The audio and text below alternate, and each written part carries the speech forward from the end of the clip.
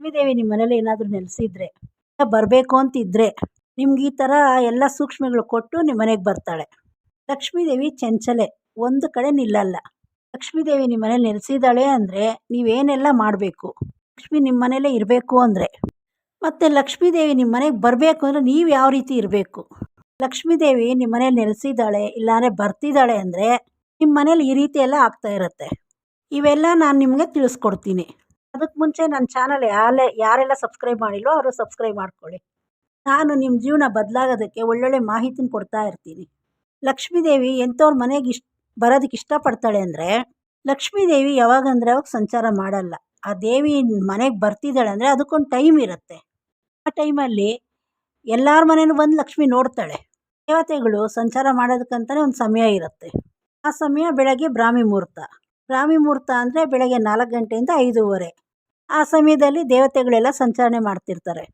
ಅದಕ್ಕೆ ತುಂಬ ಜನ ಹೇಳೋದೇನೆಂದರೆ ಬ್ರಾಹ್ಮಿ ಮುಹೂರ್ತದಲ್ಲಿ ಕನಸು ಬಿದ್ದರೆ ಅದು ನಿಜ ಆಗತ್ತೆ ಅಂದ್ಬಿಟ್ಟು. ಬೆಳಗ್ಗೆ ಬ್ರಾಹ್ಮಿ ಮುಹೂರ್ತದಲ್ಲಿ ಲಕ್ಷ್ಮಿ ಎಲ್ಲರ ಮನೇಲೂ ಬಂದು ನೋಡ್ತಾಳೆ. ಆ ಸಮಯದಲ್ಲಿ ಒಬ್ಬೊಬ್ಬರ ಮನೇಲೂ ನೋಡ್ತಾಳೆ. ಬಂದು ನೋಡಿದಾಗ ಕೆಲವೊಂದು ಮನೆಯಲ್ಲಿ ಎಲ್ಲ ಮಲಗಿರ್ತಾರೆ, ಅವ್ರ ಮನೆಗೆ ಲಕ್ಷ್ಮಿ ಹೋಗಲ್ಲ. ಕೆಲವ್ರ ಮನೇಲಿ ಆವಾಗ ಹೊರಗಡೆ ಏನಿರುತ್ತೆ, ಕೆಲವ್ರ ಮನೇಲಿ ಚಪ್ಪಲಿ ಬಿಟ್ಟಿರ್ತಾರೆ, ಬಾಗಿಲಲ್ಲೇ ಪರ್ಕೆ ಇರುತ್ತೆ, ಕಸ ಇರುತ್ತೆ. ಈ ಥರ ಎಲ್ಲ ಇದ್ದರೆ ಲಕ್ಷ್ಮಿ ಬರಲ್ಲ. ಇನ್ನು ಕೆಲವು ಮನೇಲಿ ಎದ್ದಿರ್ತಾರೆ, ಅವ್ರಿನ್ನ ಮುಖ ಕೈ ಕಾಲು ಏನೂ ತೊಳೆದಿರಲ್ಲ. ಕೆಲವರು ಬಾಗಿಲಲ್ಲೇ ತಲೆ ಬಾಚ್ಕೊಂಡು ಕೂತ್ಕೊಂಡಿರ್ತಾರೆ. ಈ ಥರದವ್ರ ಮನೆಗೆ ಲಕ್ಷ್ಮಿ ಹೋಗಲ್ಲ. ಕೆಲವೊಂದು ಮನೆಯಲ್ಲಿ ಬೆಳಗ್ಗೆ ಎದ್ದ ತಕ್ಷಣ ಸ್ನಾನ ಮಾಡಿ, ಮನೆ ಬಾಗಿಲೆಲ್ಲ ಸ್ವಚ್ಛ ಮಾಡಿ, ರಂಗೋಲಿ ಹಾಕಿ, ಅರಿಶಿನ ಕುಂಕುಮ ಇಕ್ಕಿ ನೀಟಾಗಿ ಪೂಜೆ ಮಾಡಿರ್ತಾರೆ. ಆಚೆ ತುಳಸಿನೂ ಇಟ್ಟಿರ್ತಾರೆ. ಬಾಗಿಲು ಮುಂದೆ ತುಳಸಿನಿಗೆ ಕ್ಲೀನಾಗಿ ಅರಿಶಿನ ಕುಂಕುಮ ಇಟ್ಟು, ತುಳಸಿ ಮುಂದೆನೂ ರಂಗೋಲಿ ಹಾಕಿ ನೀಟಾಗಿ ದೀಪ ಹಚ್ಚಿ ಪೂಜೆ ಮಾಡಿರ್ತಾರೆ. ಆ ಥರದವ್ರ ಮನೆಗೆ ಲಕ್ಷ್ಮಿ ಹೋಗೋದಕ್ಕೆ ಇಷ್ಟಪಡ್ತಾಳೆ ಬೆಳಗ್ಗೆ ಬ್ರಾಹ್ಮಿ ಮುಹೂರ್ತದಲ್ಲಿ. ಇದರಿಂದ ನಿಮ್ಗೇನು ಗೊತ್ತಾಯಿತು?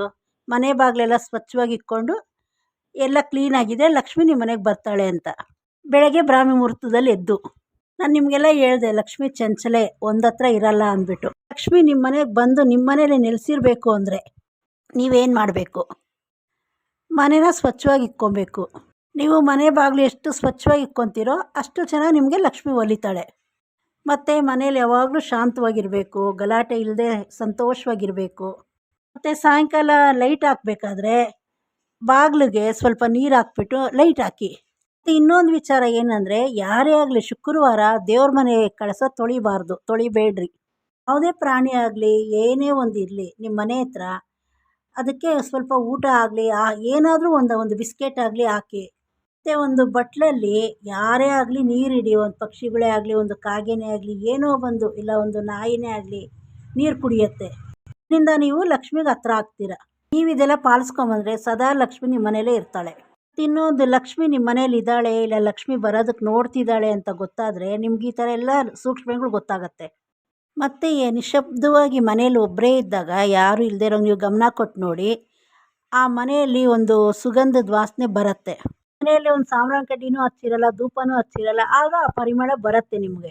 ಅದರಿಂದನೇ ನಿಮಗೆ ಗೊತ್ತಾಗ್ಬಿಡತ್ತೆ ಲಕ್ಷ್ಮಿ ನಿಮ್ಮ ಮನೇಲಿ ವಾಸವಾಗಿದ್ದಾಳೆ ಅಂದ್ಬಿಟ್ಟು. ಇವಾಗ ನಾವು ಕೆಲವೊಂದು ಮನೆಗೆ ಹೋಗ್ತೀವಿ. ಅಂಥ ಮನೆಗಳಲ್ಲಿ ಕೆಲವೊಂದು ಮನೆಯಲ್ಲಿ ನಮ್ಗಲ್ಲಿ ಕೂತ್ಕೊಬೇಕು ಅಂತ ಮನಸ್ಸಿಗೆ ಹೋಗ್ತೀವಿ, ಆದರೂ ಕೂತ್ಕೊಳ್ಳೋಕ್ಕೆ ಆಗಲ್ಲ. ಅಲ್ಲಿ ಎದ್ದು ಬಂದುಬಿಡೋಣ ಅಂತ ಅನಿಸ್ತಾ ಇರುತ್ತೆ.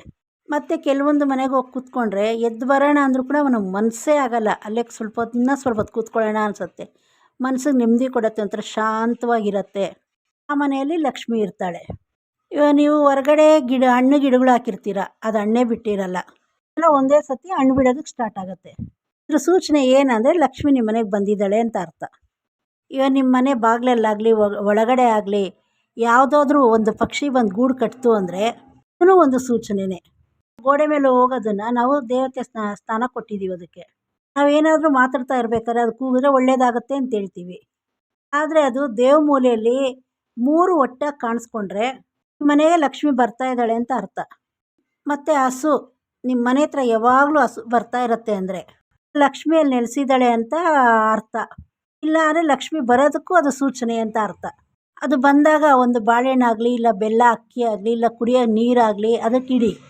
ಮತ್ತು ಇದನ್ನು ಕೇಳಿ ತುಂಬ ಜನ ಭಯ ಪಡಬೇಡ್ರಿ.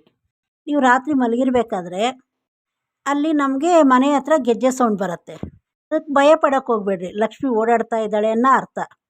ಮತ್ತು ನಾನು ನಿಮ್ಗೆ ಹೇಳಿದೆ ಬೆಳಗ್ಗೆ ಬ್ರಾಹ್ಮಿ ಮುಹೂರ್ತದಲ್ಲಿ ದೇವತೆಗಳು ಸಂಚಾರ ಮಾಡೋ ಸಮಯ ಅಂದ್ಬಿಟ್ಟು. ಆ ಟೈಮಲ್ಲಿ ನಿಮಗೆ ಇದ್ದಕ್ಕಿದ್ದಾಗೆ ಎಚ್ಚರಿಕೆ ಆಗ್ತಾ ಇರುತ್ತೆ ಅಂದರೆ ನಿಮಗೆ ತುಂಬ ಒಳ್ಳೆಯದಾಗತ್ತೆ ಅನ್ನೋ ಅರ್ಥ. ಆಗ ಆ ಥರ ಸ್ವಪ್ನ ನಿಮಗೆ ಬಂತು ಅಂದರೆ ಎದ್ದುಬಿಟ್ಟು ಮಲಗಕ್ಕೆ ಹೋಗಬೇಡಿ. ಎದ್ದು ಕೈಕಾಲು ಮುಖ ತೊಳ್ಕೊಂಡು ದೇವ್ರ ಮುಂದೆ ಕೂತ್ಕೊಂಡು ಸ್ವಲ್ಪ ಹೊತ್ತು ಧ್ಯಾನ ಮಾಡಿ. ಇನ್ನು ಗೂಬೆ ನಿಮ್ಮ ಮನೆ ಸುತ್ತ ಎಲ್ಲಾದರೂ ಕಾಣಿಸ್ತು ಅಂದರೆ ಅದೂ ಲಕ್ಷ್ಮೀ ವಾಹನ. ಅದು ಬರೀ ರಾತ್ರಿ ಮಾತ್ರ ಕಾಣಿಸೋದು. ಅದೇನಾದರೂ ನಿಮ್ಮ ಮನೆ ಹತ್ರ ಕಾಣಿಸ್ತು ಅಂದರೆ ಲಕ್ಷ್ಮಿ ನಿಮ್ಮ ಮನೆಯಲ್ಲೇ ಇದ್ದಾಳೆ ಅಂತ ಅರ್ಥ. ಈ ಥರ ಎಲ್ಲ ಏನಾದರೂ ನಿಮ್ಗೆ ಆಗ್ತಾ ಇದ್ದರೆ ಲಕ್ಷ್ಮಿ ನಿಮ್ಮ ಮನೇಲಿ ನೆಲೆಸಿದ್ದಾಳೆ ಇಲ್ಲ ಬರ್ತಾ ಇದ್ದಾಳೆ ಅನ್ನೋ ಅರ್ಥ. ಮತ್ತು ನಿಮ್ಮ ಮನೆ ಹತ್ರ ಹಾಕಿರೋ ತುಳಸಿ ಇದ್ದಕ್ಕಿದ್ದಾಗೆ ಒಣಗೋಗ್ತಾ ಇರುತ್ತೆ. ಆಗ ನೀವು ಭಯ ಪಡೋಕ್ಕೆ ಹೋಗಬೇಡಿ. ಯಾಕಂದರೆ ನಿಮ್ಮ ಮನೆಯಲ್ಲಿರೋ ನೆಗೆಟಿವಿಟಿ ಎಲ್ಲ ಆ ತುಳಸಿ ಮುಖಾಂತರ ಆ ತುಳಸಿಗೆ ಹೋಗುತ್ತೆ ಅದೆಲ್ಲ ನೆಗೆಟಿವ್.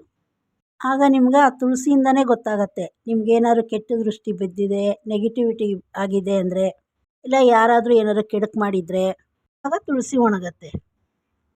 ಪ್ರತಿಯೊಬ್ಬರು ಮನೆ ಮುಂದೆ ತುಳಸಿ ಇರಬೇಕು ಅಂತ ಹೇಳೋದು. ನಿಮಗೆ ಈ ಅನುಭವ ಎಲ್ಲ ಆಗ್ತಿದೆಯಾ? ಕಮೆಂಟಲ್ಲಿ ತಿಳಿಸಿ. ಮತ್ತು ಚಾನಲ್ ಸಬ್ಸ್ಕ್ರೈಬ್ ಮಾಡೋದು ಮರಿಬೇಡಿ.